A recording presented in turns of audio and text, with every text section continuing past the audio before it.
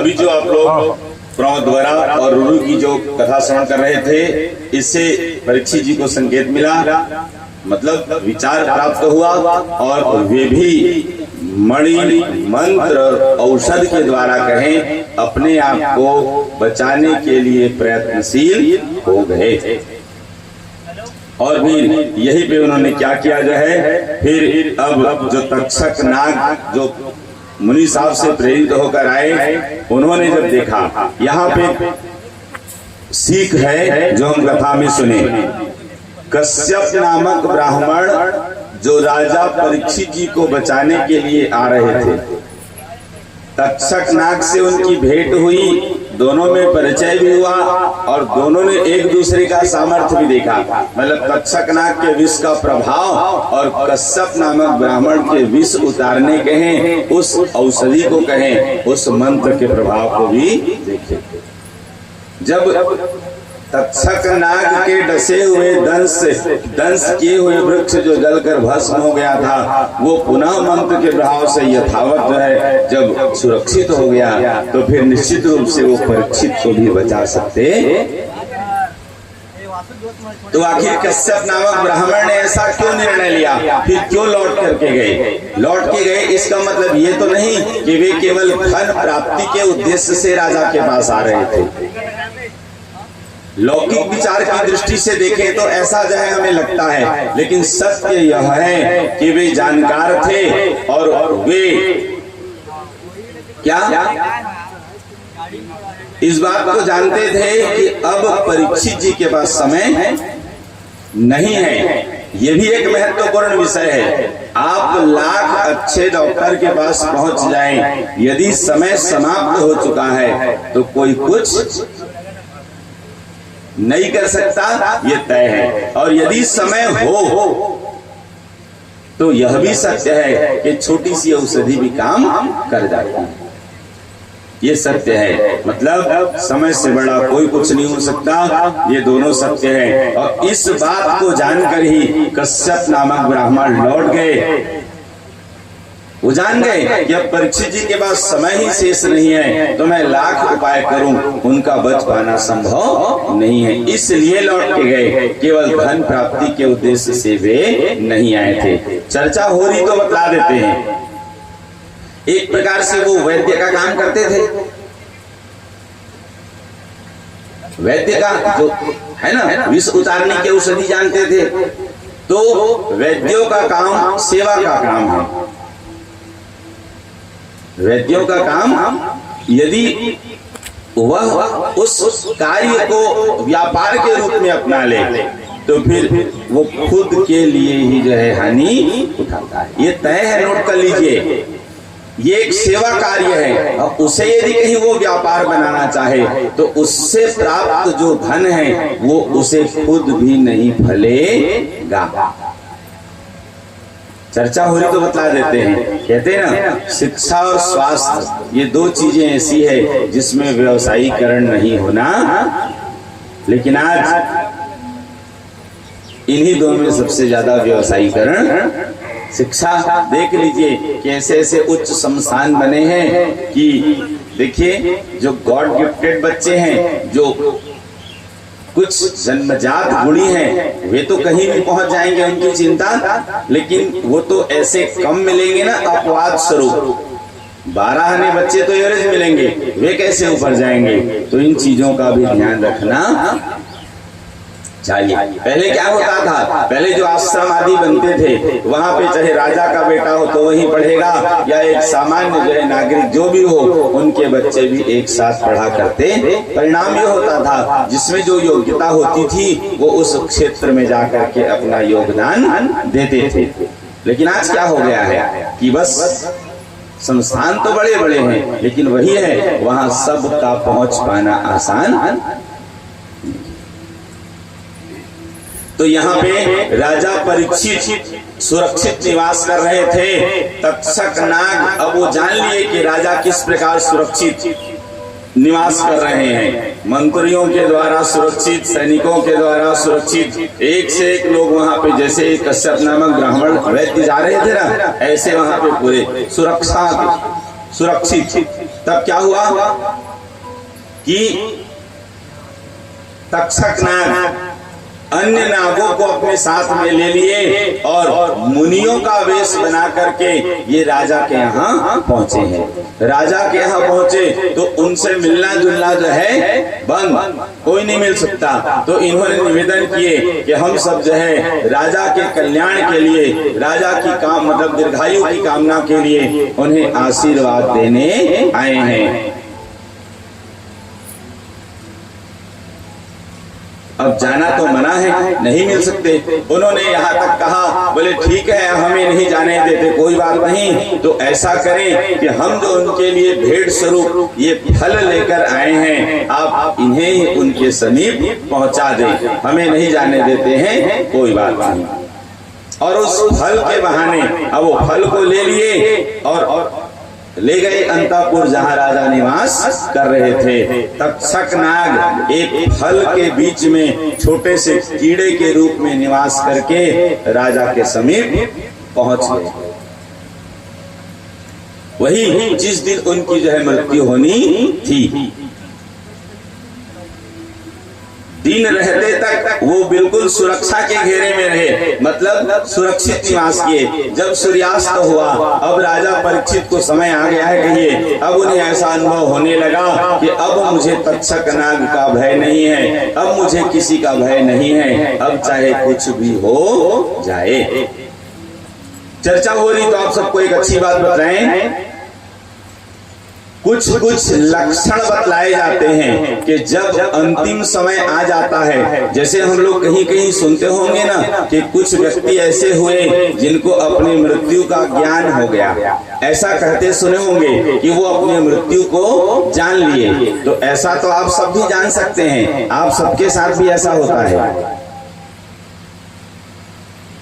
जब समय समीप आ जाए तो उसके कुछ लक्षण दिखाई देने लगते हैं। जो उन लक्षणों को समझ जाता है उसको समझ में आ जाता है कि अब मेरी मृत्यु सन्निकट है। कुछ एक लक्षण मैं बता देता हूँ, सुन लिए रहे, आप लोगों को भी याद रहेगा तो हो सकता है ध्यान देते रहेंगे तो कम से कम समझ में आ जाएगा। कैसे कैसे हम लोग रोज दर्पण देखते हैं सब लोग। जिस दिन दर्पण में शरीर दिखे सिर न दिखे, समझ जाना कि टिकट कंफर्म हो गया है, कल से दर्पण देखना बंद। हम लोग धूल में कीचड़ में चलते हैं तो पद चिन्ह अंकित होते हैं ना, पैरों के चिन्ह। जिस दिन धूल में कीचड़ में चलने से पद चिन्ह अंकित न हो, समझ जाना कि टिकट, आप लोग भी कहते हैं ना भूत के पैर, तो वही तो है और क्या है, समय आ गया है। जब अपनी परछाई में ही छिद्र नजर आने लगे तो समझ जाना कि अब समय। एक बात आप लोग भी कहते हैं, जब दीपक बुझने का एक प्रकार से गंध जो हमें अनुभव होता है ना, जब दीपक बुझने का गंध नासिका में अनुभव न हो तो समझ जाना चाहिए कि अब समय।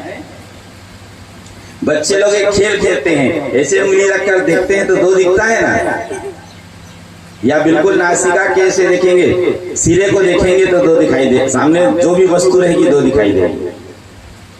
आप नासिका के छिद्र इसमें सिरे को देखेंगे तो जो भी वस्तु सामने रखी रहेगी वो दो दिखाई देगी। जब दो दिखने बंद हो जाएं तो भी समझ जाना कि अब समय। तो ऐसी बहुत सी बातें हैं। अब उसके बाद सायंकालीन सूर्यास्त के बाद राजा परीक्षित अब थोड़े आश्वस्त हो गए, मतलब समझ उनको भी अब संकेत मिल गया होगा। बोले मुझे अब तक्षक का भय नहीं है, अब तक्षक आके मुझे डस भी ले तो भी मुझे किसी बात की चिंता। ये सत्य है, इसका भी अनुभव बतलाऊं। भागवत जी में हम लोग सुनते हैं, जब भागवत सुनने के बाद श्री सुखदेव जी के चरणों में जैसे ही राजा परीक्षित जी अपना मस्तक रखे हैं प्रणाम करने के उद्देश्य से, श्री सुखदेव जी अपना वरद हस्त उनके सिर पर रखे हैं और वैसे ही परीक्षित जी को सद्गति की प्राप्ति हो गई। जब सद्गति की प्राप्ति हो गई, मतलब मन मुक्त हो गया, अब शरीर शेष है, ठीक है। कैसे? जैसे वृक्ष कट जाने पर ठूठ शेष रह जाता है ना, उसका जो बचा हुआ भाग, तो वैसे ही शरीर पड़ा हुआ है लेकिन अब मन मुक्त हो चुका है। तो वैसे ही याद रहे, निश्चित रूप से ऐसा हम सब भी अनुभव कर सकते हैं। इसका प्रमाण आप लोगों को कहाँ मिलेगा? आप लोग गरुड़ पुराण सुनते हैं, गरुड़ पुराण में इसका वर्णन आता है कि जब अंतिम समय आ जाए तो व्यक्ति को विचलित नहीं होना चाहिए, धैर्य धारण करना चाहिए और समय रहते अपने आत्मोद्धार के लिए लग जाना। ध्यान से सुनिएगा, सब कुछ आपके हाथ में है, सब कुछ कैसे करना है, क्या करना है, विचलित नहीं होना है और धैर्य पूर्वक सुंदर, जैसे राजा परीक्षित ने किया, आमरण अनशन व्रत धारण किया, वैसे ही हमें भी मन को एकाग्र करके प्रभु के चरणों में लगा देना है और एकाग्र भाव से केवल उन प्रभु का ही शरण ग्रहण करना। मैंने संन्यास लिया, ऐसा भाव हृदय में जागना चाहिए और सबसे मुक्त होकर केवल भगवान का ही स्मरण होना और कुछ नहीं। अरे राजा परीक्षित को साप हुआ तो 7 दिन समय था, सही है? 7 दिन मतलब बहुत समय होता है। एक और राजा हुए खटवांग, राजा खटवांग को जब इस बात की जानकारी हुई कि उनकी मृत्यु अब होने वाली है, तो उनके पास मात्र 2 घड़ी का समय शेष था, मात्र 2 घड़ी का समय शेष था। मतलब 2 घड़ी मतलब कितना मिनट?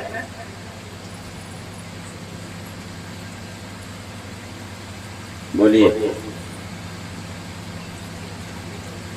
पहले बता चुके हैं शुरू दिन। अब इधर में खुद ही जो है ना अस्वस्थ था कहिए नवरात्रि के चक्कर में, लेकिन कल से हम स्वस्थ हो रहे हैं। कल से कथा 2 बजे से होगी, नवरात्रि के चक्कर में लेट हो जा रहा था, रोज आने जाने इधर उधर भागम भाग में। कल से कथा समय पर शुरू होगी, जो कार्ड में छपा है। 2 बजे से कोई दिक्कत तो नहीं, टाइम भी आ जाएंगे। अब उधर आना जाना था इसलिए हम लेट होते थे, और नहीं तो हम टाइम के पक्के हैं। जजमान आए कि नहीं आए, संगीत वाले आए कि नहीं आए, हम टाइम पे आ जाएंगे और कथा शुरू हो जाएगी। इन 4 दिनों में जो है ना, मैं खुद ही कल बोला था कि जैसे कथा हो रही है इससे मैं खुद संतुष्ट हो रही है, ठीक है, लेकिन जो एक उत्साह होना चाहिए, जो एक आकर्षण होना चाहिए, वो दिखाई। कल से सब कुछ ठीक, तो आप सब भी जो है सुंदर समय पर विराजे और अधिक से अधिक संख्या में जो है पधारें। सच में फल के भीतर फिर वो छोटा सा तक्षक नाग के रूप में जो है पहुंचा है, कहीं मतलब कीड़े के रूप में तक्षक नाग पहुंचा है, और उससे फिर जो है जब बाहर आए ना, तब फिर अपने रूप में प्रकट होकर वो फिर परीक्षित को दंश किए हैं। और तक्षक के दंश करने से परीक्षित जी का जो है यह और दैहिक क्रिया, मतलब उनका देहावसान हुआ है। फिर उनकी जो और दैहिक आदि क्रिया, उनके पुत्र हुए जन्मेजय जी। ये अभी छोटे ही थे, मतलब ज्यादा बड़े। जन्मेजय जी, परीक्षित जी के पुत्र का नाम जन्मेजय जी। जन्मेजय जी अभी एक ही बच्चे ही थे। यहाँ पे वर्णन आया है वो कितने वर्ष के थे? उस समय 11 वर्ष के थे, ठीक है। अब यहाँ पे वर्णन आया है कि उन्हें फिर जो है कृपाचार्य ने जन्मेजय जी को भली भांति सुंदर जो है सब कुछ शिक्षा दीक्षा दे करके, जैसे द्रोणाचार्य जी ने अर्जुन को तैयार किया, भार्गव जी ने परशुराम जी को तैयार किया, उसी प्रकार कृपाचार्य जी ने जन्मेजय जी को फिर सब प्रकार से सुयोग्य बनाए हैं। अब इसके बाद फिर क्या हुआ?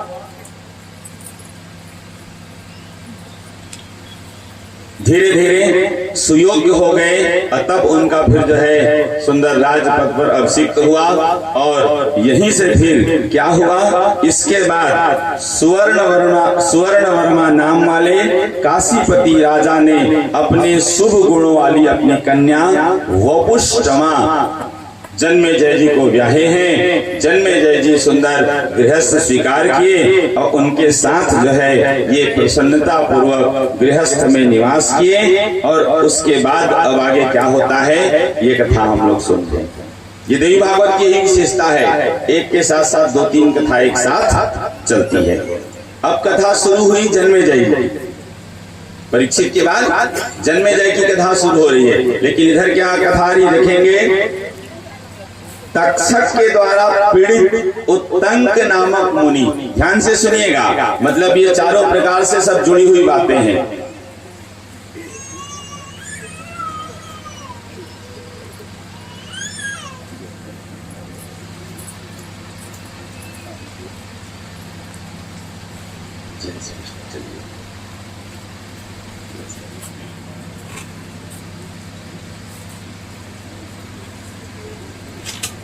एक उपयोग कर पाना है, तुम खुदे पहना देता तुम्हें कब पहना,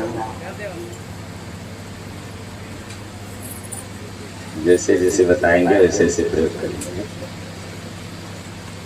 पहना दो महाराज।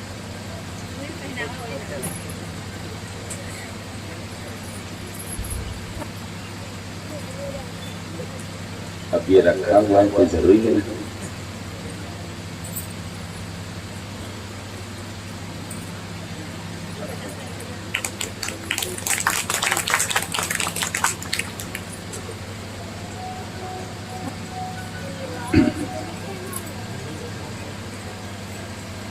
चलिए अब यहाँ पे हम लोग सुनते हैं, तक्षक नाग राजा जन्मेजय जी को जो है दंश किए। अब इस नाते जन्मेजय जी क्यों शत्रु भाव, ठीक है। अब यही कथा आ रही है। ये उत्तंक नामक मुनि का हस्तिनापुर में आगमन हुआ, जो तक्षक के द्वारा जो है पीड़ित थे, मतलब सताए हुए थे। हस्तिनापुर में आए हैं और उसके बाद इस सर्प की शत्रुता का बदला कौन ले सकता है ऐसा सोचते हुए, मतलब वो तक्षक के द्वारा पीड़ित थे तो वो दिमाग लगाए, विचार किए कि अब इनसे मेरी शत्रुता है तो उनसे कौन बदला ले सकता है, वो विचार करने लगे। और ठीक जन्मेजय का इधर जो है संजोग, तो ये जो है उत्तंक नामक मुनि जो है फिर विचार करते हुए अब यही पहुंचे हैं कहाँ, जन्मेजय जी के पास। और इसके बाद इन दोनों से चर्चा हुई जो है। देखिए चर्चा होने के बाद जन्मेजय जी क्या कहते हैं, मैंने किस शत्रुता को नहीं जाना और उसका प्रतिकार नहीं किया, हे महाभाग आप मुझे वह बताएं जिससे मैं उसे संपन्न कर सकूं। दोनों में चर्चा हो रही है और उत्तंक नामक मुनि इसीलिए आए हैं कि जन्मेजय जी तक्षक नाग से बदला ले सकते हैं। अब इसी को नीति की बात में कहें तो जैसे कहते हैं ना कि अपने शत्रु का जो शत्रु होता है वो अपना, हमारा जो शत्रु है उसका जो शत्रु होगा वो अपना मित्र होगा, ये नीति की बात है, सही है। तो अब जो है जन्मेजय जी के एक प्रकार से शत्रु हुए तक्षक और उत्तंक मुनि के शत्रु हुए तक्षक। तो उत्तंक मुनि इधर जो है जन्मेजय जी से संधि कर रहे हैं, कहिए है ना, लड़ाई नहीं, एक दिमाग लगा रहे हैं। उत्तंक बोले, ध्यान से सुनेंगे, हे राजन आपके पिता परीक्षित दुष्टात्मा तक्षक नाग द्वारा मार डाले गए थे। आप मंत्रियों को बुलाकर अपने पिता के मृत्यु के विषय में पूछिए। जिस समय पिता की मृत्यु हुई, यदि इस बात को जैसे कि भी आपने सुना, जन्मेजय जी 11 वर्ष के थे जब पिता की मृत्यु हुई। अब 11 वर्ष के थे तो छोटे से बालक आज की भाषा में उन्हें किसके द्वारा क्या हुआ कैसे हुआ कौन जाने, मतलब उनके मन में ऐसा कोई भाव नहीं था। ये उत्तंक मुनि जगा रहे हैं। सूर्य कह रहे हैं कि उत्तंक का वचन सुनकर राजा ने मंत्री प्रवरों से पूछा, मतलब जैसे इन्होंने उन्हें स्मरण कराया तो वे फिर अपने जो राज्य के मंत्रियों से कहें, जो प्रबुद्ध वर्ग थे, जो ज्ञानी जन थे, उनसे फिर उन्होंने सत्य जाना। ध्यान से सुनेंगे, यहाँ उत्तंक बोल रहे हैं कि ठीक है कि तक्षक नाग ने आपके पिता को दंश किया, मतलब मार डाला, लेकिन कथा के रूप में हमने सुनी है, क्या तक्षक नाग अपने मर्जी से आए थे? वो तो ऋषि सांप से प्रेरित होकर आए थे। अरे तक्षक नाग का परीक्षित से क्या लेना देना? परीक्षित जी ने तक्षक नाग का क्या बिगाड़ा था कि तक्षक नाग उनको काटने आते? वो तो बेचारे सांप से प्रेरित होकर के आए। ऋषि ने साफ दिया कि तक्षक नाग डस लेगा, और खाली नाग डस लेगा तो कोई भी आ सकता था, लेकिन अब स्पेशली बोल दिए कि तक्षक नाग, तो उनको आना पड़ा ना। वो अपनी मर्जी से दो। ये एक पक्ष हुआ कि नहीं हुआ? मतलब सच में उनका कोई योगदान। अब इधर क्या हुआ जो है कि देखिए यहाँ पे, तब उन्होंने बताया कि ब्राह्मण द्वारा शापित होने के कारण एक सर्प ने उन्हें जो डस लिया और उनकी मृत्यु हुई। जन्मेजय जी बोले, मेरे पिता राजा परीक्षित की मृत्यु का कारण तो मुनि द्वारा प्रदत्त शाप था। बोले जन्मेजय जी, देखिए इन बातों को हमें सीखनी समझनी है। कोई भी विषय हो, ध्यान रहे, प्रत्येक विषय के मतलब कोई भी बात हो उसके दो पक्ष होते हैं। कल जैसे हम लोग सुने थे ना, विरागी और रागी की जो चर्चा सुन रहे थे, रागी व्यक्ति कितने प्रकार के होते हैं, विरागी व्यक्ति। तो रागी व्यक्ति तो है ही, वे दो प्रकार के हुए, एक मूर्ख, दूसरा चतुर। चतुर किसे कहते हैं? जो संसार में रहे लेकिन संसार को अपने आप में रहने, वो विषयों का भोग करे लेकिन विषय उनका भोग न करे, वो चतुर होता है। ठीक है?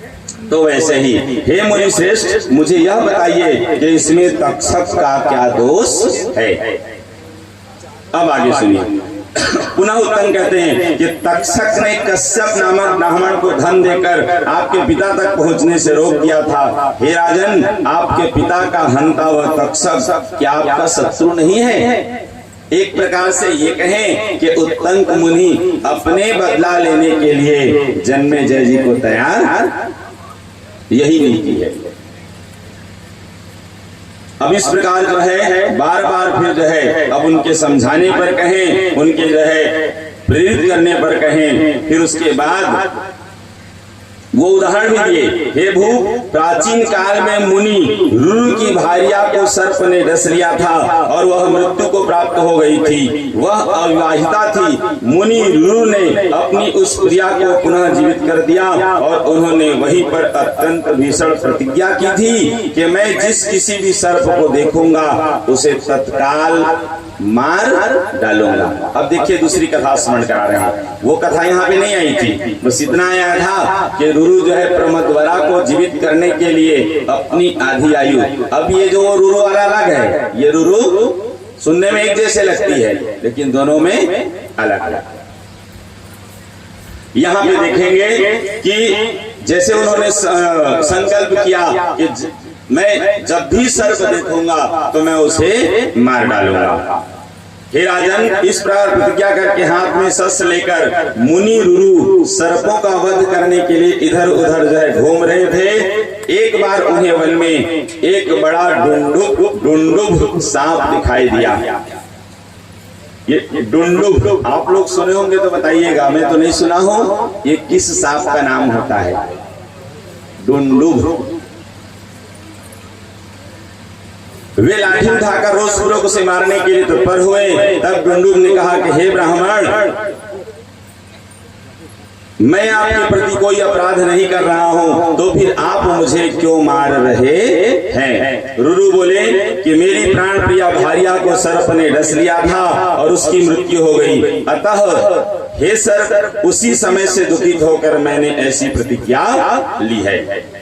मैं किसी को काटता नहीं, तो सर्प जो सर्प काटते हैं वे दूसरे होते हैं, इसलिए सर्प सदृश शरीर के कारण मुझे आप मत मारिए। मतलब केवल उस स्वरूप को प्राप्त हो जाना यह किसी जो है कहते हैं दोष का कारण नहीं है।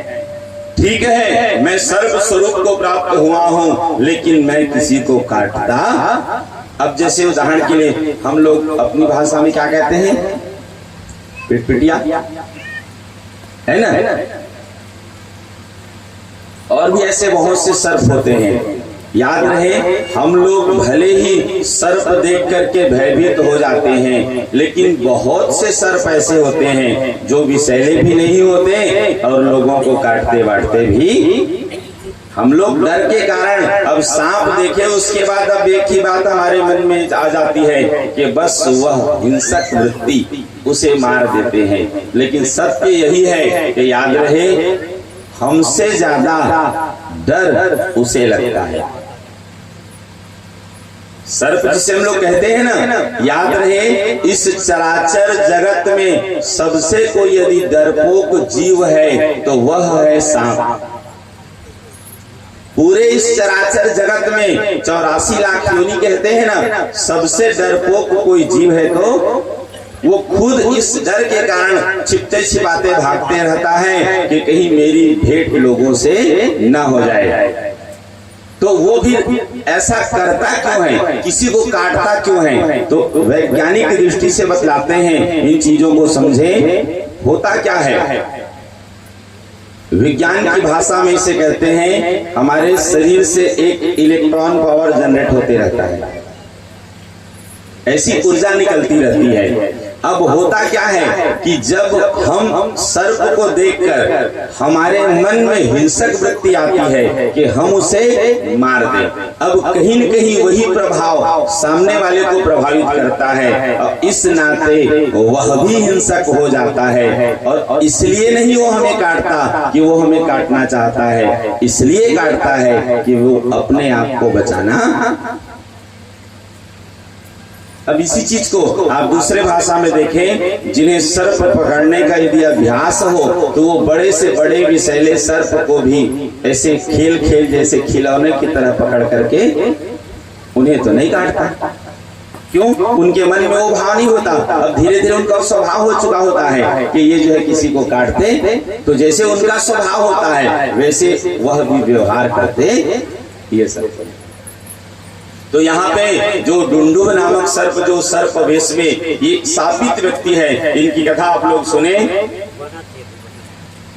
अब वो कहते हैं कि मैं किसी को काटता नहीं, जो काटते हैं वे दूसरे होते हैं, इसलिए सर्प सदृश शरीर होने के कारण आप मुझे मारिए मत। उद्दंक बोले, मनुष्य के समान उसकी सुंदर वाणी सुनकर रुरु ने पूछा, तुम कौन हो और डुंडुब योनि को कैसे प्राप्त हुए?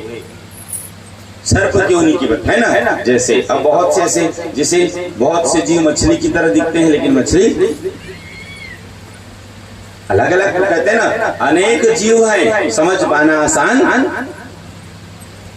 11 लाख प्रकार के कीड़े होते हैं, कीड़े 11 लाख प्रकार के। हम 2-4 को ही जानते हैं तो आश्चर्य हो जाता है, लेकिन 11 लाख को जानेंगे तो वैसे ही जल में रहने वाले जीवों की संख्या 9 लाख बतलाई गई है। हम 2-4 को ही जानते हैं, जबकि संख्या कितनी है? जलजा 9 लक्षाणी। तो उस सर्प ने कहा कि हे विप्र, पहले मैं ब्राह्मण था और खगम नाम का मेरा एक ब्राह्मण मित्र था। वह धर्मात्माओं में श्रेष्ठ, सत्यवादी तथा जितेंद्रिय था। एक बार अपनी मूर्खतावश मैंने तीड़ का सांप बनाकर उसे धोखे में डाल दिया। जैसे हम लोग डराते हैं ना किसी चीज को लेकर के, किसी व्यक्ति को डराते हैं, ठीक है, खेल खेल में बच्चे लोग करते नहीं, तो वैसे ही उद्देश्य गलत नहीं था, केवल एक प्रकार से कहे तो उन्हें जो है मजाक, जानबूझ करके जो है ऐसा भाव नहीं था, केवल मजाक में उन्होंने ऐसा किया, धोखे में डाल दिए। उस समय वह अग्निहोत्र में विद्यमान था, मतलब होम कार्य में लगे हुए थे, एकाग्रमन से अपने कार्य में लगे हुए थे। तो उसी समय सर्प को देखकर अत्यंत डर गए और भय से थरथर कांपते हुए उस ब्राह्मण ने विभल होकर मुझे साप दे दिया। ये दोनों मित्र थे कहिए, लेकिन गलती हुई जिसके कारण उन्होंने इन्हें साप दिया। हे मंद बुद्धि, तूने सर्प दिखाकर मुझे डराया है, अतः तुम सर्प हो जाओ। सर्प रूप में मैंने उन ब्राह्मण की बहुत प्रार्थना की। तब उन ब्राह्मण ने क्रोध से शांत होने पर मुझसे कहा, हे सर्प, प्रमति पुत्र रुरु तुम्हें इस साप से मुक्त करेंगे। ये वही जो रुरु उनसे भेंट हुई ना। अब देखिए, याद रहे, बड़े बुजुर्गों का शाप भी आशीर्वाद के समान फलता। इसी को व्यवहारिक जीवन में भी हम आचरण करें तो हमें समझना होगा, यदि कभी किसी परिस्थिति वसात कोई भी कारण हो, यदि आपके बड़े बुजुर्ग कभी कुछ भला बुरा कह भी दे तो बुरा नहीं मानना। ये सत्य है, आचरणीय बातें हैं। अरे हो सकता है, याद रहे, एक ही गलत हो जरूरी। अरे कभी छोटों से भी गलती हो सकती है, कभी बड़ों से भी गलती।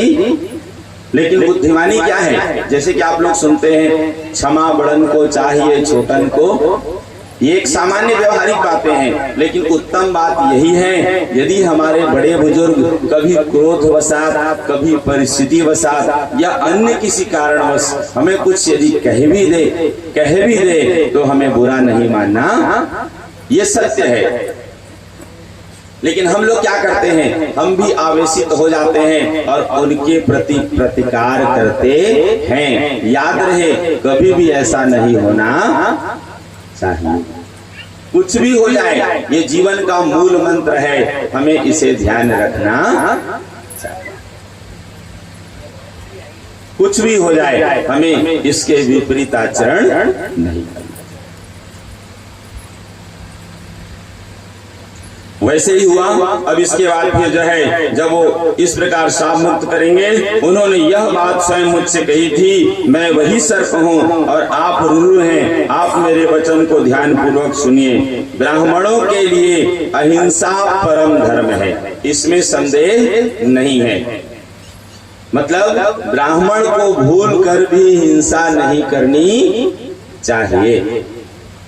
चर्चा हो रही तो बता देता हूं, जो मानव धर्म के 30 लक्षण हैं, मतलब हम सब यदि मनुष्य हैं तो हमारे 30 लक्षण बतलाए गए हैं धर्म ग्रंथों में, शास्त्रों में। मतलब हम में 30 लक्षण होने चाहिए। उसमें पहला लक्षण यही है कि अहिंसा वृत्ति।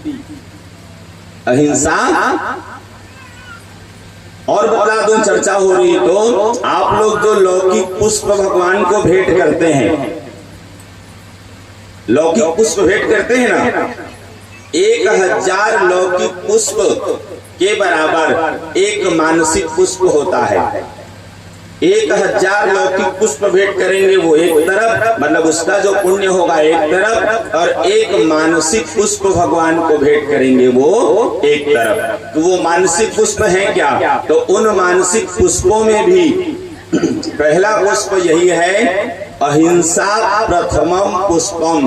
अहिंसा रूपी जो पुष्प है वह प्रथम पुष्प कहा गया। मतलब जीवन में निर्णय ले लें, जब तक कोई विकट परिस्थिति नहीं आएगी तब तक हम हिंसा, मैं ये संकल्प नहीं दिलवाऊंगा कि जीवन भर ये संकल्प कर लो कि हम हिंसा नहीं करेंगे। कभी परिस्थिति बन गई तो आपको आगे भी बढ़ना। कैसे? इसको भी समझना है। अहिंसा परमो धर्म, बस एक वाक्य हमको सिखाया गया, लेकिन ये नहीं बताया गया कि धर्म हिंसा तथैव च। धर्म के लिए यदि हिंसा भी करनी पड़े, धर्म की रक्षा के लिए, तो हमें पीछे नहीं हटना। धर्मो रक्षति रक्षितः। जो धर्म की रक्षा करता है, धर्म भी उसकी रक्षा करता है। लेकिन हाँ, इस बात को नोट कर लीजिए, अपने सामान्य स्वार्थवश या केवल जिह्वा के स्वाद के लिए किसी जीव की हिंसा नहीं होनी। हिंसा की चर्चा हो रही तो एक अच्छा दृष्टांत आप लोगों को बतला रहा हूं। आज लोग बलि के नाम पर जो अपने स्वार्थ सिद्ध करते हैं, बलि के नाम पर, भगवान के नाम से जो है वो बलि देते हैं और क्या करते हैं? खुद डकार जाते हैं। यही होता है ना। ध्यान से सुनिएगा, बलि की परिभाषा है, बलि का मतलब ये नहीं होता कि उसे मार करके खा जाओ। बलि का मतलब ये होता है कि संस्पर्श। जैसे पहले गांव में आप लोग देखते रहे होंगे, ठाकुर देव छोड़ते थे, अब तो सब गायब हो गए।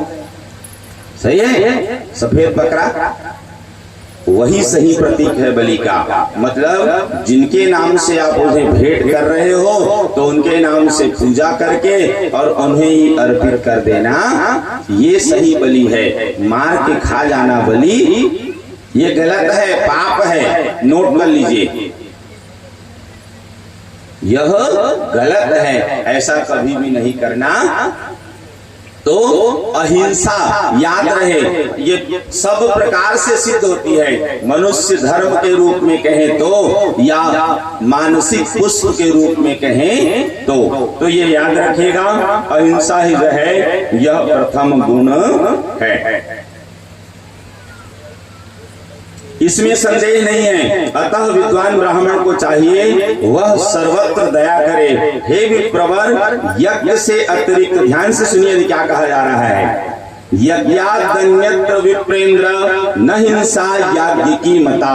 हम आप कहें तो झूठ हो सकता है, हम आप कहें तो झूठ, लेकिन शास्त्रों में कही गई बात झूठ नहीं हो सकती। ये देवी भागवत में वर्णन है, यज्ञादन्यत्र विप्रेंद्र न हिंसा याज्ञ की मता। मतलब यज्ञ से अतिरिक्त कहीं भी की गई हिंसा याज्ञ की हिंसा नहीं कही गई है। मतलब यज्ञ में जो कहीं कहीं आप लोग किसी यज्ञ में पशु बलि का विधान है, जो हम लोग कथा के रूप में कि अमुक यज्ञ में पशु बलि दी जाती है, तो इस चीज को समझना होगा। यज्ञ में उनके निमित्त जो भेंट की जाती है वह पाप नहीं है,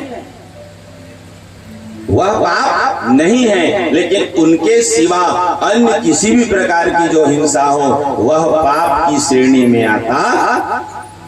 एक उदाहरण बता रहे हैं, उदाहरण मतलब जैसे शिकारी का धर्म है शिकार करना,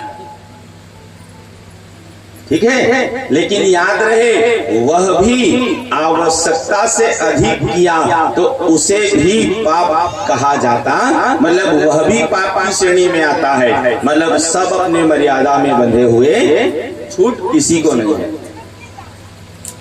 उत्तंक बोले कि तब वह ब्राह्मण सर्प योनि से मुक्त हो गया। इस प्रकार उस ब्राह्मण के साथ का अंत करके रुरु ने भी हिंसा छोड़ दी। मतलब जो सर्पों को मार रहे थे उस दिन से वो हिंसा बंद कर दिए। उन्होंने मरी हुई सुंदरी को पुनः जीवित कर दिया और उसके साथ उन्होंने विवाह कर लिया। हे राजन, उस मुनि ने इस प्रकार शत्रुता का स्मरण करते हुए सभी सर्पों का संहार किया था। परंतु हे भरत श्रेष्ठ, आप तो वही भूलकर अपने पिता को मारने वाले सर्पों के प्रति क्रोध शून्य बने रहते हैं। मतलब एक प्रकार से कहें तो जन्मेजय जी को ये उकसा रहे हैं, प्रेरित कर रहे हैं।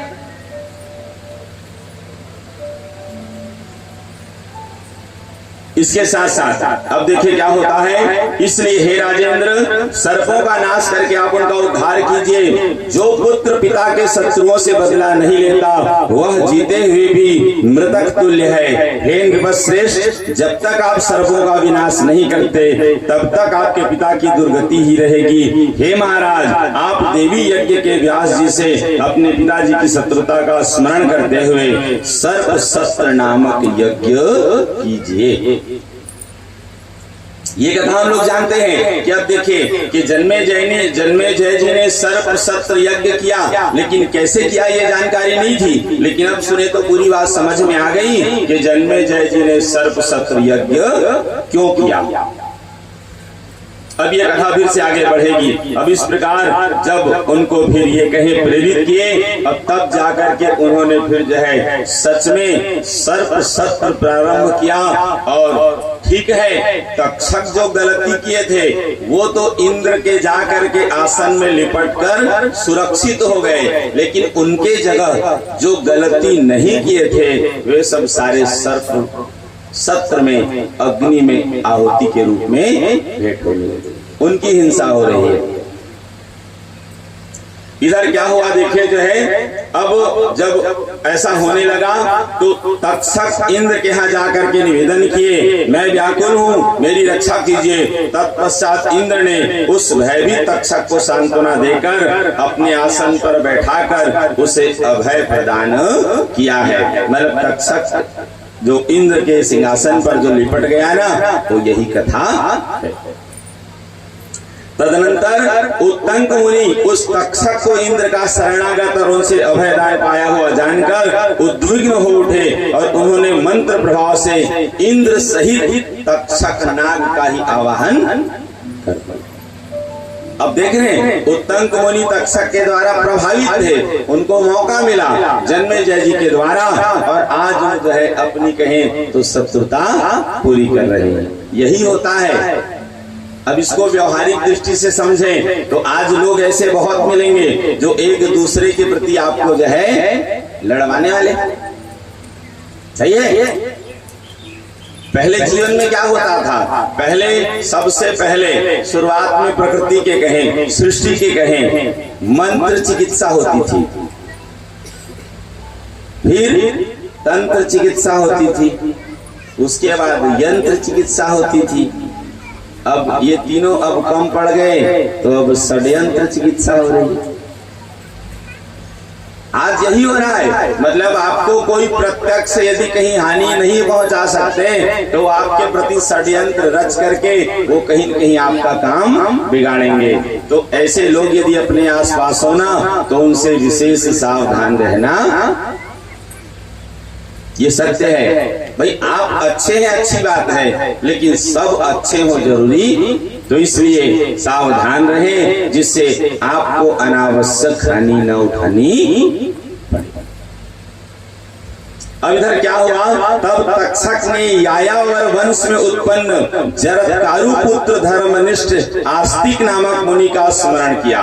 ध्यान से सुनिएगा, जरत्कारु पुत्र आस्तिक। अब इसकी कथा कैसी है? तो ये कथा बताऊं। एक बार जरत्कारु नामक ऋषि हुए, बहुत तपस्वी, ज्ञानी, संयमी, सब कुछ थे। ये ऐसे ही वन में भ्रमण करते हुए एक बार इन्होंने क्या देखा? इनके पितर वन में एक गड्ढे में उल्टे लटके हुए हैं, मतलब कष्ट अनुभव कर रहे हैं। उनसे इनकी चर्चा हुई, उन्होंने निवेदन किए, बेटा तुम सब प्रकार से योग्य हो, तुम गृहस्थ स्वीकार करो और पुत्रोत्पत्ति करो, जिससे हम जो है पितृ ऋण से ऋण, मतलब हमारी सद्गति हो।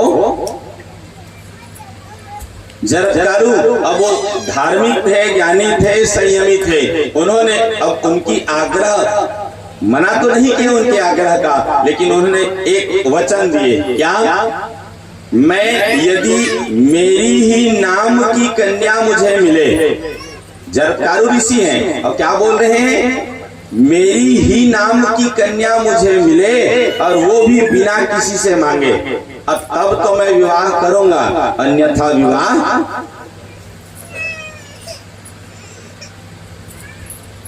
तो अब फिर से ये कथा बढ़ती जाएगी। देखिए यही पे आई है, ये नाग कन्या जरत्कारु,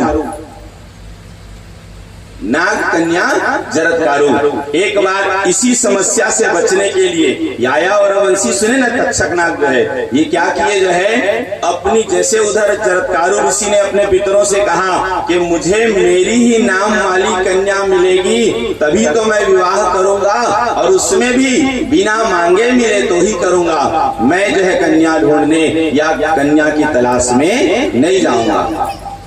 तो यहीं पे ये नाग कन्या थी, तो नाग जन इस बात को जानकर, मतलब जरत्कारु के जो वचन को जानकर वो स्वयं उनके समीप आए हैं और उनसे निवेदन पूर्वक अपनी बहन उन्हें जो है भेंट किए हैं। अब यहाँ पे भी ध्यान से सुनेंगे, जरत्कारु जो है उस कन्या को स्वीकार किए हैं, लेकिन इन्होंने एक वचन दिए, ध्यान रहे, इस कन्या को भी मैं तब तक स्वीकार करूंगा जब तक ये मेरे कोई प्रतिकूल व्यवहार नहीं करेगी। याद रहे, जिस दिन ये मेरे प्रतिकूल व्यवहार कर देगी, मैं उस दिन इसे भी छोड़। दोनों तरफ से पितरों को वचन दिए कि कैसे मैं विवाह करूंगा, तो भी, और आप मतलब आज कहें अब जो है कन्या स्वीकार किए, तो दोनों ही परिस्थिति में। अब उसके बाद क्या होता है, देखिए कि जरत्कारू को स्वीकार कर लिए और सुंदर जो है अब उनके साथ निवास करने लगे। एक दिन क्या हुआ, अचानक जो है सायंकालीन वेला भोजन के पश्चात जरत्कारू ऋषि वो विश्राम करने लगे। धीरे धीरे संध्या का समय हो चला, मतलब सूर्यास्त का समय आ गया, और ये सो रहे थे। तो उनकी पत्नी जरत्कारू मन ही मन विचार करने लगी, अब यदि कहीं इस समय भी यदि कहीं मेरे स्वामी सोते रहे तो उनका धर्म भ्रष्ट हो जाएगा। नोट कर लीजिए, बड़े बुजुर्ग भी कहते हैं ना कि संध्या के समय सोना, अपनी भाषा में क्या कहते हैं, दोनों बेरा जरूरत है सुता जन, सही है। लेकिन हम लोग क्या करते हैं, सब कुछ उल्टा करते हैं। आज गांव में तो अभी भी कुछ हद तक ठीक है, शहरों में तो सब उल्टा, सब जिस समय जगना चाहिए सोते हैं, और जिस समय जगना चाहिए सोना चाहिए तो उस समय जगते हैं। अनुचित है, प्रकृति के विपरीत कोई भी व्यवहार नहीं होना। अब जरत्कारू अपनी चिंता न करके, जैसे जरत्कारू विवाह के समय नागों को वचन दिए थे ना, बोले थे कि जिस दिन ये कन्या मेरे प्रतिकूल आचरण कर देगी उस दिन मैं इस कन्या का त्याग, ये बात तय है कि जैसे ही वो प्रतिकूल, अब कल आप लोग कथा में सुने थे ना कि सोते हुए को जगाना ब्रह्म हत्या के समान पाप लगता है। लेकिन फिर मैंने बतलाया था कि परिस्थिति के ऊपर निर्भर करती है कि किसे जगाना उचित है, किसे नहीं। तो बतलाया भी था कि किन किन को जगाने में पाप नहीं लगता। तो वैसे यहाँ पे देखिए, धर्म पत्नी कहे जाते हैं। क्या कहे जाते हैं? धर्म पत्नी इसीलिए कि वो हर प्रकार से हर परिस्थिति में पति का साथ दे, अपनी चिंता किए बिना। यही पत्नी का कर्तव्य होता है। क्या? एक ही धर्म एक व्रत नेमा, काय वचन मन पति पद प्रेमा। और कुछ नहीं, माताओं के लिए यही सबसे उत्तम धर्म है, उससे बड़ा कोई धर्म नहीं। एक ही धर्म एक व्रत नेमा, एक ही धर्म है, एक ही व्रत है, एक ही नियम है, और कुछ नहीं। क्या? तो मनसा वाचा कर्मणा, पति की सेवा करना। अब गांव में फिर प्रश्न उठता है, महाराज अब्बड़ दरुहा है, कैसे करेंगे? महाराज दरुहा नहीं है, बताते हैं। उनके लिए उपाय बता रहा हूं, सुन लीजिए। कर्म प्रधान विश्व रचि राखा, जो जस करहि सो तस फल चाखा। याद रहे, आप अपनी भूमिका, आप अपने कर्तव्य का निष्ठा पूर्वक वहन कीजिए। सामने वाला जो करेगा वो उसे भोगना।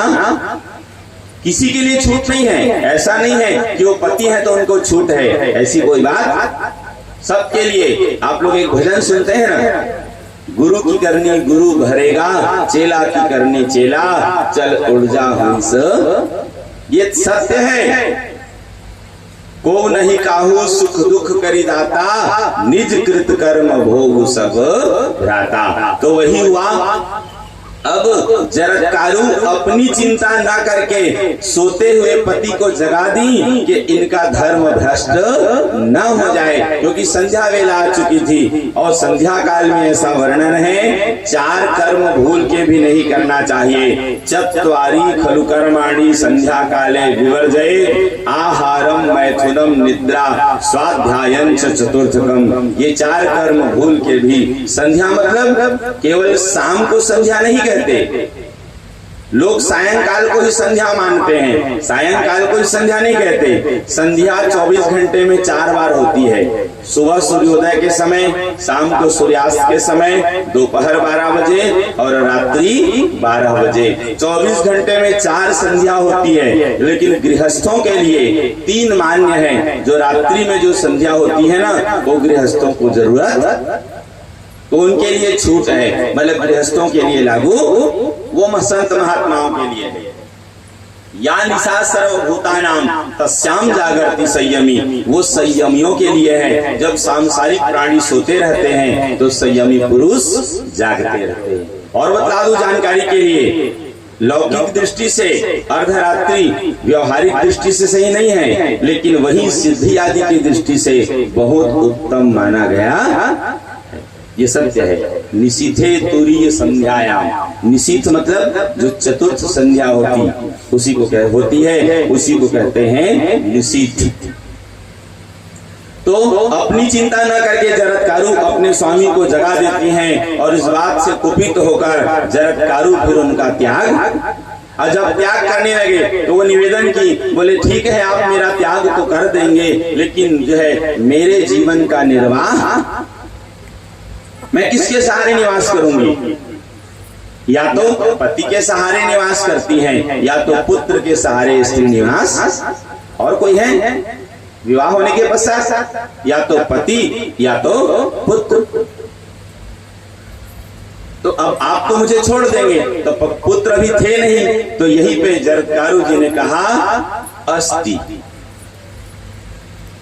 जरत्कारु जी ने क्या कहा? अस्ति। संस्कृत पद है, अस्ति मतलब है। अस्ति मतलब अब उस समय वो शांत हो गई, और वही फिर समय आने पर मुनि का वचन व्यर्थ तो जाएगा नहीं। अस्ति मतलब है, तो वही फिर जो है भविष्य में आने वाले समय में जरत्कारु जो नाग कन्या थी उनके द्वारा आस्तिक हुए पुत्र के रूप में। अस्ति मतलब है, तो वही अस्ति का आस्तिक हुए, और वही फिर जो है जो आस्तिक ही सर्प सत्र में कहें तो समस्त नागों की रक्षा आस्तिक के द्वारा। तब से फिर उन्हें वरदान प्राप्त हुआ कि जो तुम्हारा नाम लेंगे उन्हें फिर कोई सर्प काटेगा। ऐसा वर्णन है, ऐसा बताया जाता है कि कुछ उसके श्लोक बतलाए गए हैं। मतलब यदि आप कभी कोई विषैले सर्प को देख लें तो उन श्लोकों को, उन मंत्रों को आप स्मरण करें तो आपको सर्प भय नहीं होगा। ये सत्य है। कभी कभी आप लोग सुने होंगे, देखे भी होंगे, जो बड़े बुजुर्ग हैं, जो अनुभवी हैं, कि सोते हुए व्यक्ति को सर्प ने काट लिया। ऐसा होता है ना। यदि एक मंत्र है, यदि उस मंत्र को रोज संध्या, मतलब रात्रि में, संध्या कहने का मतलब रात्रि सोते समय भी उसको पढ़ा जाए तो मनुष्य को कहें, मतलब जो भी स्मरण करेगा उसे सर्प भय, सर्प दंश भय नहीं होगा।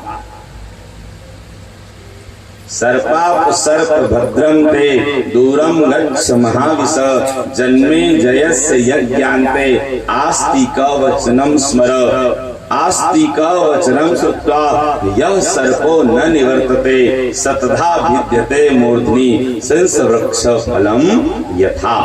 ये श्लोक हैं, ये मंत्र हैं। इनको यदि कहीं रोज सोते समय स्मरण किया जाए तो उन्हें सर्प भय नहीं होता। तो ये अद्भुत प्रयोग है, हमारे सदग्रंथों में बतलाए गए हैं। यदि हम इन चीजों को स्वीकार करें और जीवन में आचरण करें तो बहुत कुछ अच्छा हो सकता है। ये अद्भुत प्रयोग हैं, तो इनको हम जो है सुने, स्मरण करें और जीवन में आचरण, जिन्हें यदि याद करना हो तो हमसे उससे पूछ लेना, हम आपको जो है बता देंगे और उसको फिर आचरण जीवन में किया जाए। बोलिए भक्तवत्सल भगवान की जय। इसी से संबंधित एक कथा और जुड़ी हुई है। कौन सी कथा? सर्पों की माता। सर्पों की कौन कौन थे? कद्रु और विनीता, ये दो हुए कद्रु और विनीता। एक बार इन दोनों में जो है ना इस बात को लेकर के जो है कुछ बहस छिड़ गई कि सूर्य के घोड़े सफेद हैं कि काले। विनीता कहती है कि श्वेत वर्ण के हैं और उसके बाद कद्रु कहती है कि चितकबरे काले रंग के हैं। अब उसके बाद मतलब विनीता गरुड़ की माता है और कद्रु सर्पों की माता है, इन दोनों में, ठीक है। तो अब इस बात की सिद्धि के लिए अब ये हुआ कि पता किया जाए, मतलब यदि जिसकी वाणी सही हो तो जिसकी गलत होगी वो उसकी दासी बन जाएगी, ये शर्त लगी।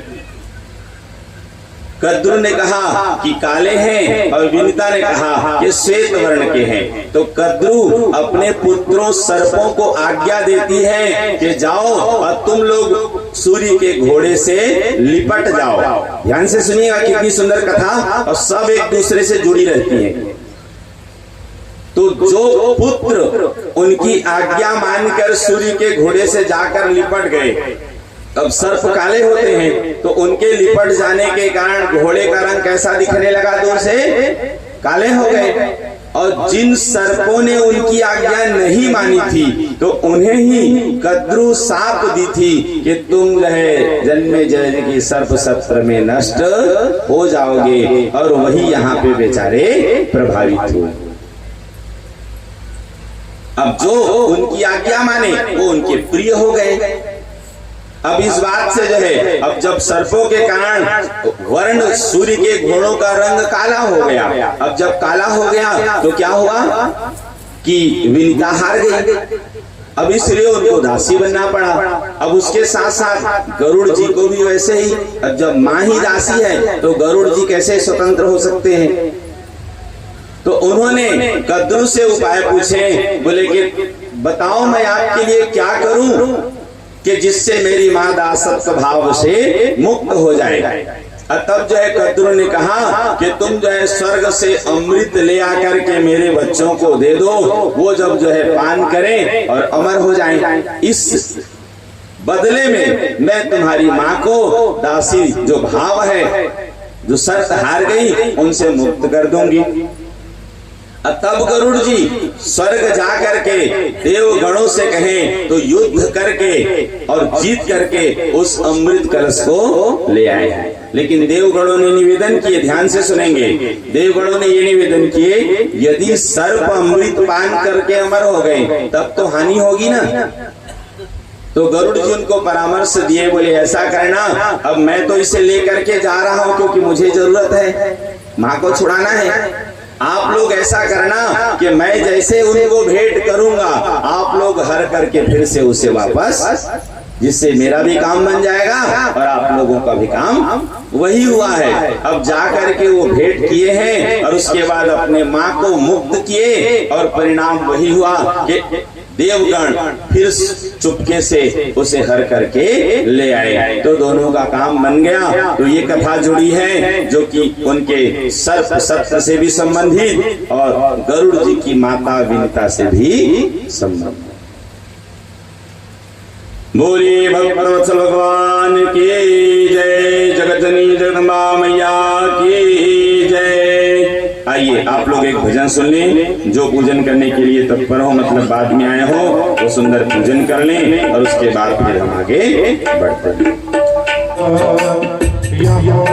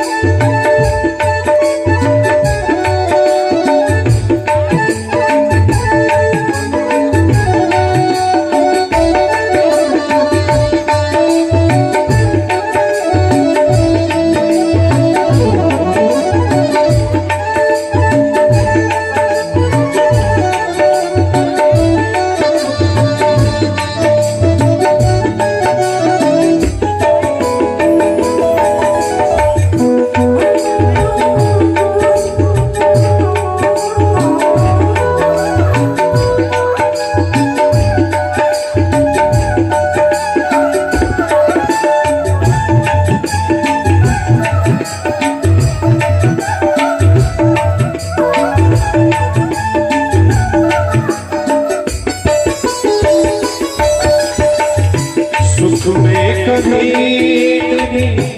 याद आई, दुख में सवरिया तुम प्रीत लगाई। सुख में कभी याद आई, दुख में सवरिया तुम प्रीत लगाई। सारा दोष मेरा मैं करता हूँ स्वीकार, सारा दोष मेरा मैं करता हूँ स्वीकार। यहाँ पे भी हमारा कब जाऊँगा सरकार, यहाँ पे भी जो हमारा कब जाऊँगा सरकार। हो दुनिया से मैं हारा तो आया तेरे पास, दुनिया से मैं हारा तो आया तेरे पास। यहाँ पे भी जो हारा कब जाऊँगा सरकार, यहाँ पे भी जो हारा कब जाऊँगा सरकार।